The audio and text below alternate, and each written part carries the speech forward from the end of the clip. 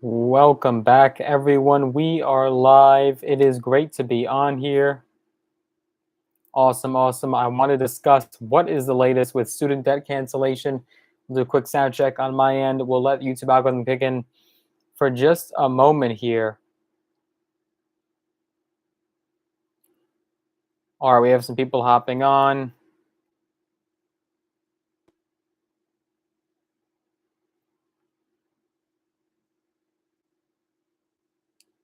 Awesome, awesome. Great to have you guys on. We are talking about student debt cancellation, student loan forgiveness, because there was some breaking news sooner than anticipated, sooner than expected. We are actually getting widespread cancellation because now everyone could go ahead and obtain it. That is right. We will get into the nitty gritty in just a second here. If you're first joining us, make sure you go ahead and smash the like button. I'd appreciate that. We do sound good on my end. I think we're ready to go. All right, we have some people hopping on. Great to have you guys on this Monday evening. Welcome, welcome, folks. What is the latest with student debt cancellation? Well, Biden and the White House just made a major announcement. We're going to get started in just a moment here. Before we do, as always, number one, go ahead and smash the like button. I appreciate that. If this video gets to 500 likes, we'll do a cash giveaway. We give away $100 to a few of you, lucky subscribers. If you haven't already, make sure that you are subscribed and have notifications turned on. So important. Once we get 20,000 subscribers, we will do a massive cash giveaway, and that could be right around the corner within a matter of days at the pace that we're going. So make sure you are subscribed and have notifications turned on. With that being said, I think we're all ready to get started and dive right into today's live stream. So, what just happened on Monday, today? Well, President Biden just made this formal announcement of the official launch of the federal application for Americans seeking student loan forgiveness. This is the latest phase of his plan that is expected to provide debt relief to as many as 43 million borrowers.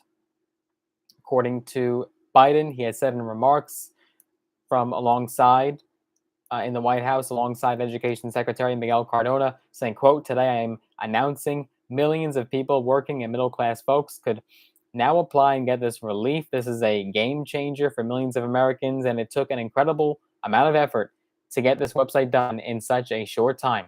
So, individuals seeking to apply for student debt relief can now fill out the form in English or Spanish at studentaid.gov. That is studentaid.gov. The form includes the information on the debt relief, who qualifies for it, and how it works.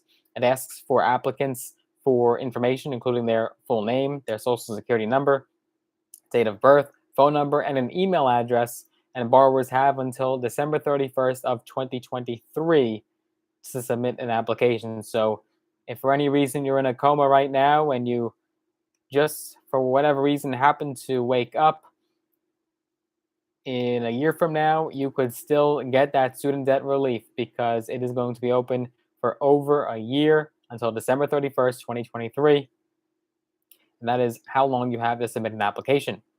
Biden in August originally announced his decision to cancel up to $10,000 in student debt for individuals making less than $125,000 a year, or as much as $20,000 for eligible borrowers who are also Pell Grant recipients. Borrowers must have federally held student debts to qualify. So we talked about that in our last live stream. That again, this does not mean that privately held loans will qualify, only federally held. But in addition to federal direct loans used to pay for an undergraduate degree, federal plus loans borrowed by graduate students and parents may also be eligible if the borrower meets the income criteria. Absolutely, absolutely, Mike. We are happy to do that and spread the information and make sure that everyone is in the know. Hello, Bam Bam. Good to have you on. Fantastic. Great to see you guys. Hope your weekend went well and your week is off to a good start. So, the Biden administration has said that applicants who are, quote, more likely to exceed the income cutoff will be required to submit additional information like a tax transcript. And while borrowers will not have to pay federal income tax on the student loan debt forgiveness, it's possible that some borrowers may have to pay state income tax on the amount of debt forgiven.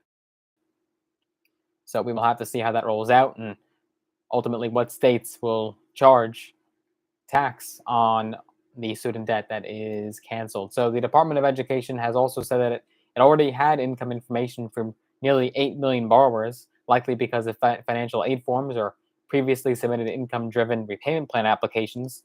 That was super popular during the pandemic, of course, when millions of Americans could not pay those student loans. And those borrowers will automatically receive the debt relief if they meet the income requirement unless they choose to opt out. So that's great news there. So for those 8 million people, it seems like they're going to ultimately get this debt automatically canceled if you, in fact, perhaps you submitted an application for an income-driven repayment plan, or you had already had on file with the government financial aid forms. So ultimately, I don't think anyone is going to opt out of that if they're receiving that debt relief automatically. I don't think they're going to say no. So that's good for those 8 million. The department has said that it will email borrowers who will be considered for debt relief but don't need to apply.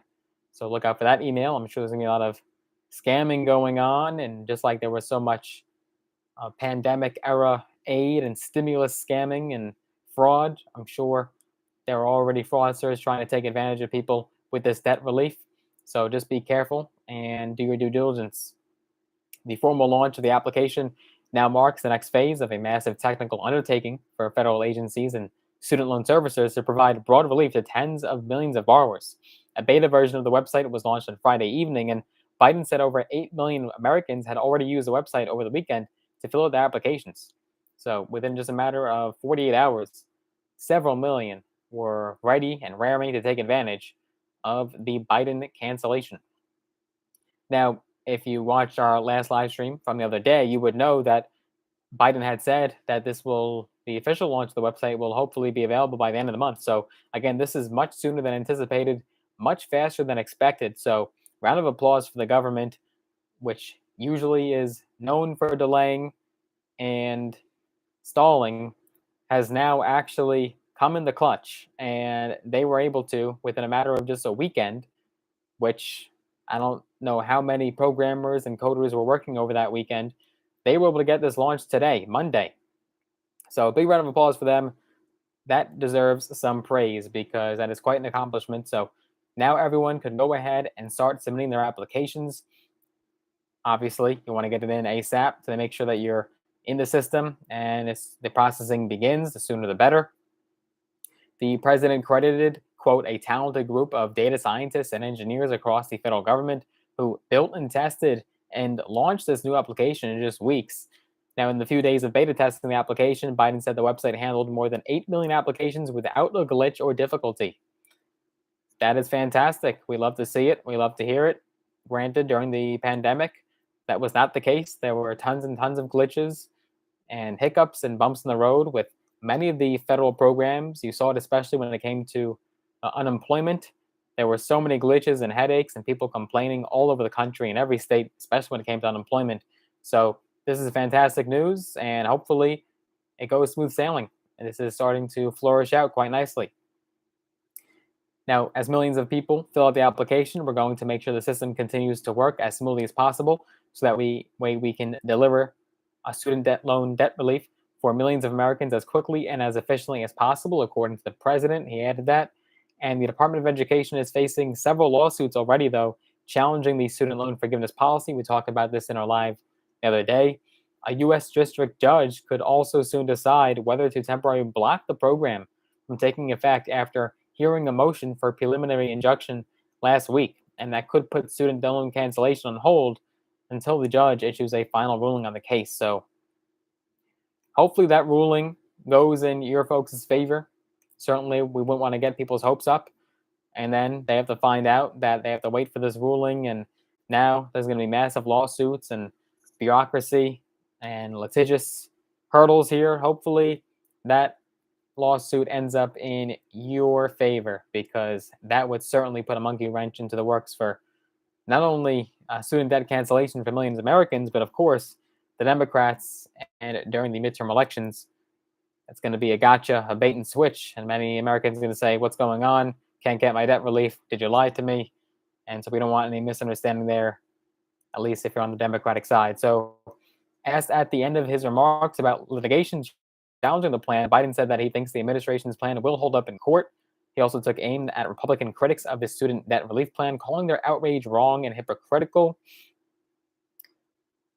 And Biden said, I will never apologize for helping working Americans and middle class people as they recover from the pandemic, especially not the same Republicans who voted for a $2 trillion tax cut in the last administration, mainly benefited the wealthiest Americans and the largest corporations and didn't pay for a penny of it and racked up the deficit.